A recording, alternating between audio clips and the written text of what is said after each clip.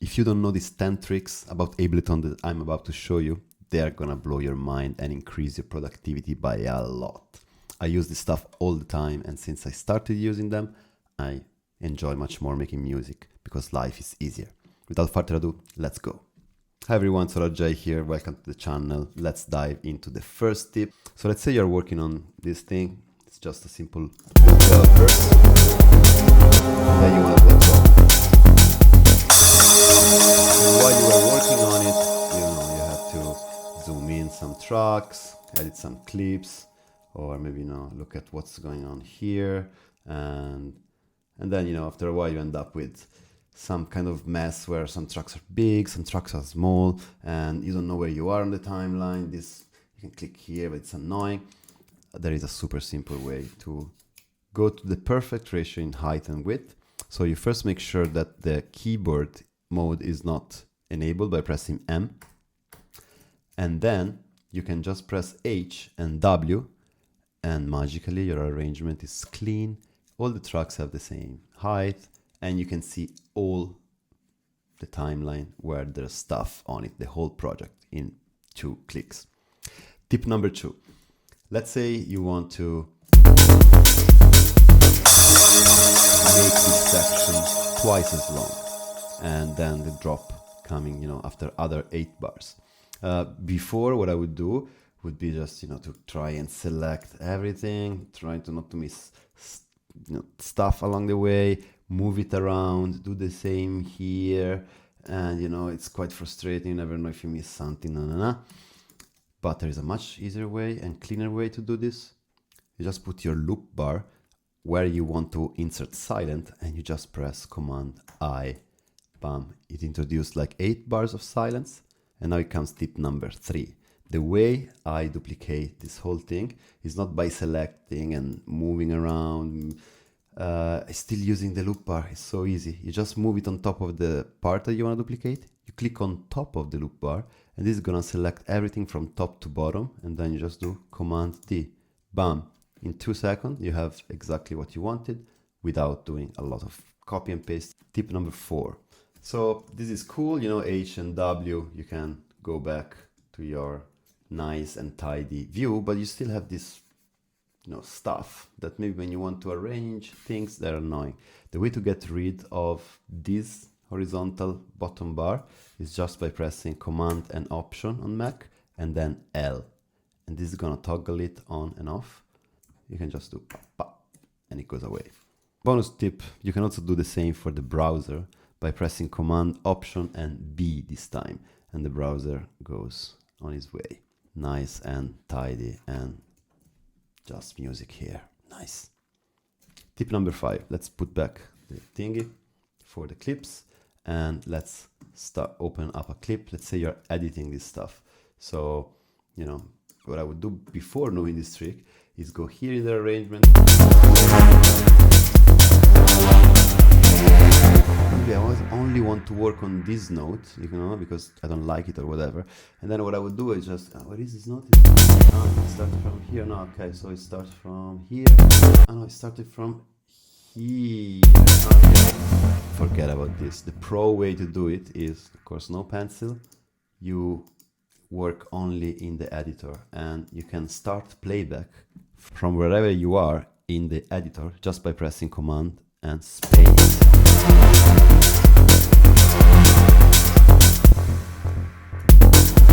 And now your head is here. You can start here, Option. This was a game changer for me. Let's now move into the more creative and sound design stuff. Let's put our browser back and pull up a utility and put it on this guy, for instance. So let's say you want this sound to be very strong at the beginning for some reason. What you can do is just right click on Show Automation on the volume, and then do these. And then you automate the volume. But this is a bit of a noob way to do it, because then the moment you wanna mix your track, let's say here, there's this annoying red dot. The moment you move it, it goes on its way. And to put it back, you have to press this thing, but then basically you cannot mix by keeping the automation. So this is not good. What is good to do is to just right click on the gain knob instead of the utility and do the same thing. This way,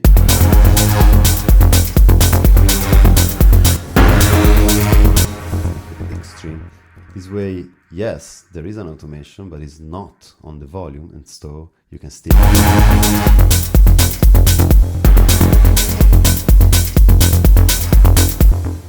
But still keep what you wanted to do, which is having this first note super loud.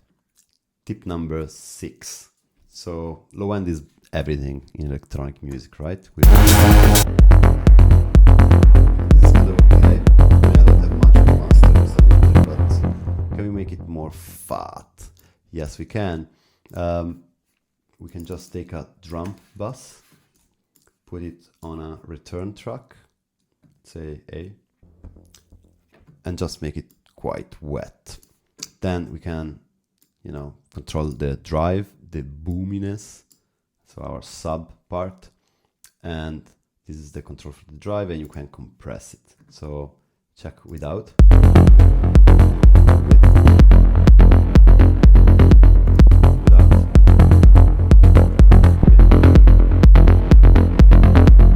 Much more immersive. Tip number 7. This is a cool one. It's particularly nice on vocals, so let's try to pull up a vocal. Standing in the rain, feather down. All right, let's try this guy here. So you double click on the clip, go to beats, after warping it, preserve 1/16 for instance, change the arrow to this forward one, and now check what happens when you play with this knob over here.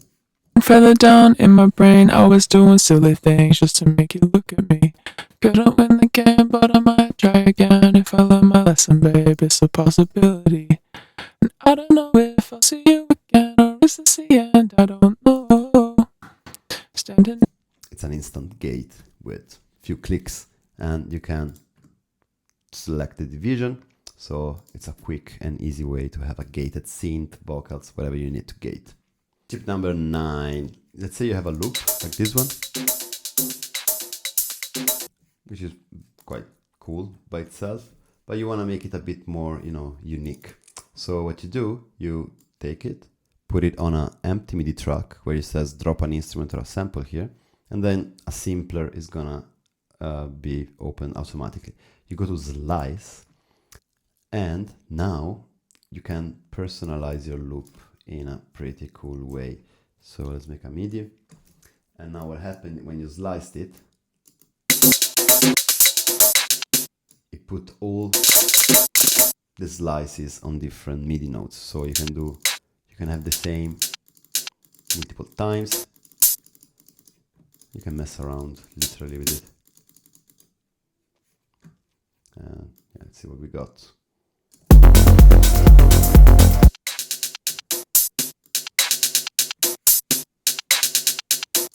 Something different compared to the original, right?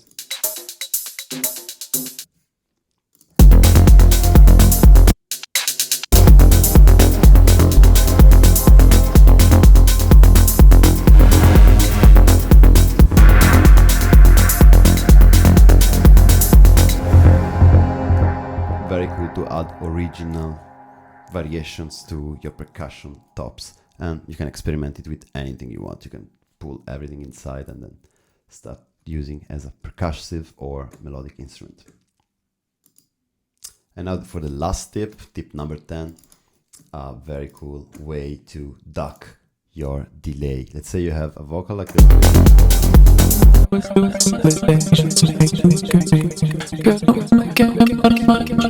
And if I learn my lesson, babe, it's a possibility. So the delay is cool, but it's a bit messy, right? Every time there is the voice, there is the delay as well. And what you can do, you can group it just by pressing Command G. Then you open up a chain, you duplicate it. So now you have the delay on both, but on the first one, you remove it. So now this is gonna be your wet control. Standing in the rain, feather down in my brain, always doing silly things just to make you look. What you can do now is you just put a compressor over here and you sidechain it to vocal demo is called, to the track itself, vocal demo lead takes. And then you adjust the threshold so that whenever the vocal is singing, the delay is pushed down as much as possible so you don't hear it, but you only hear it breathing out when the vocal is Standing in the rain, feather down in my brain, always doing silly things just to make you look at me. Couldn't win the game, but I might try again if I learn my lesson, babe. It's a possibility. And I don't know if I'll without the compressor. Standing in the rain, feather down in my brain, always doing silly things just to make you look at me. Couldn't win the game, but I might try again if I learn my lesson, babe. It's a possibility. Everything is much clearer and the vocal punch out of the mix much better. Okay, this was the last one, guys. If you learned something today and you like this video, don't forget to like and subscribe, and I'll see you next time.